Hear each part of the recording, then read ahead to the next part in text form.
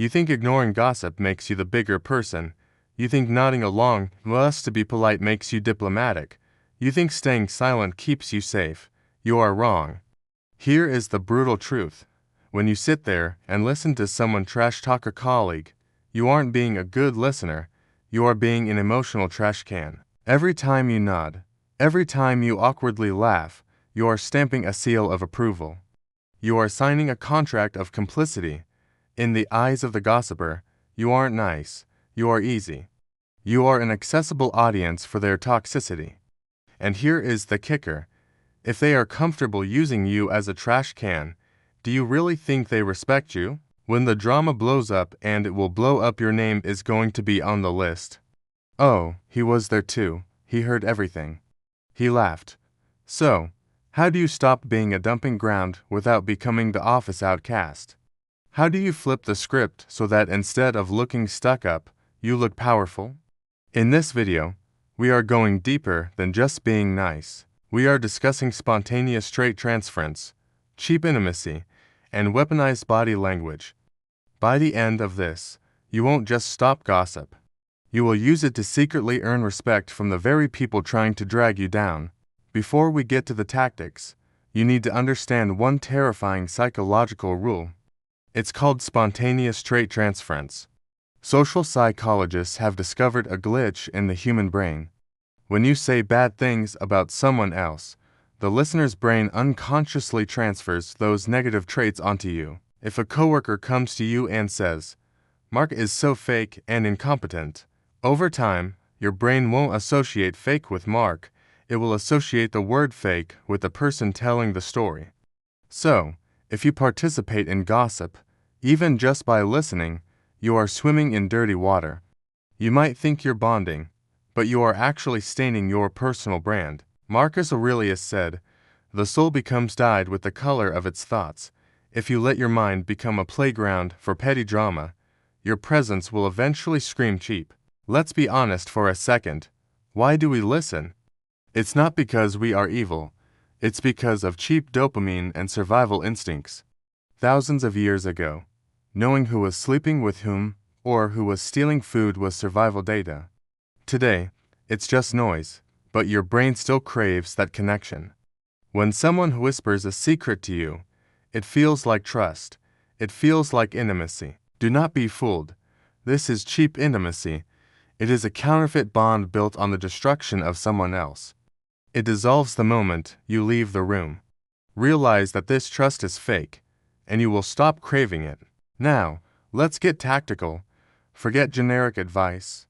Here is how people with high emotional intelligence EQ handle this.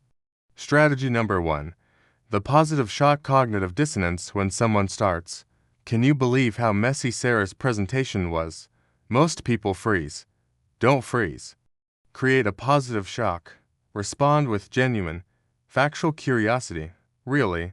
That's surprising. I was actually looking at her data sheets earlier, and her research was incredibly detailed. She's usually very sharp." Why this works? You aren't just giving a compliment. You are providing evidence. This triggers cognitive dissonance in the gossiper's brain. They want you to hate Sarah. You gave them evidence that Sarah is competent. The mental friction makes it uncomfortable for them to continue. You kill the vibe, but you stay professional. Strategy number 2. The data scientist, the boredom technique. Sometimes the gossiper is persistent. They want drama. Your counter move: become boring. Strip away all emotion and replace it with dry logic. They say, "The boss is definitely favoring John. It's so unfair." You say in a flat, monotone voice, "Is that so? I noticed John's Q3 sales metrics were up by 15% compared to the baseline. It's probably just standard procedure to focus on high-yield accounts." Why this works? You just turned a juicy soap opera into a spreadsheet. You made the conversation painfully boring. Gossip feeds on emotion. If you give them raw data, they starve. Strategy number 3. The boomerang, the ego trap. Gossipers are often narcissists in disguise. They put others down to lift themselves up. Use that. Feed their ego to distract them. As soon as they mention a name, throw the boomerang back at them. "Wow, sounds intense. But honestly, I've noticed you've been really focused on their performance lately. Is your own workload okay? You seem stressed. Or simply, let's leave that aside. I'm actually more interested in your project. How is that launch going? Why this works, you are pivoting the spotlight back to them. People love talking about themselves more than they love talking about others. Use their ego against them. Strategy number 4. The nonverbal wall body language. This is the secret weapon nobody teaches you. You don't even have to speak to stop gossip. The feet pivot. When they start gossiping, turn your feet away from them, towards the door or your desk. It signals to their subconscious, I am ready to leave. The eye contact break. Do not look them in the eye when they are trash talking. Look at your watch, your screen, or a document. It shows you are disengaged. The silence gap. When they finish a sentence, wait 3 full seconds before responding. That awkward silence forces them to hear how petty their own words sound. If you try all of this and they still won't stop, if they are truly toxic, it's time to be the gray rock. You need to set a hard boundary. Hey, sorry to cut you off. I'm actually on a negativity detox right now to keep my focus sharp for work.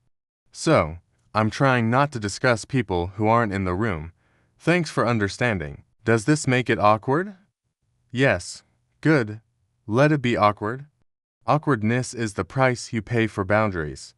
It sends a clear message. I operate at a higher level. Do not drag me down. Here is the bottom line. In a room full of noise, the most powerful person is often the quietest. Refusing to gossip isn't just about being a nice person. It is a leadership trait. It is a discipline. People might like the gossiper because they are entertaining. But people trust and promote the person who keeps their mouth shut. So, the next time the whispers start, what will you do? Will you be the accomplice? Or will you use the positive shock and change the game? The choice is yours. Let me know in the comments which strategy fits your style more. The data scientist or the boomerang. Don't forget to subscribe for more psychology-backed strategies.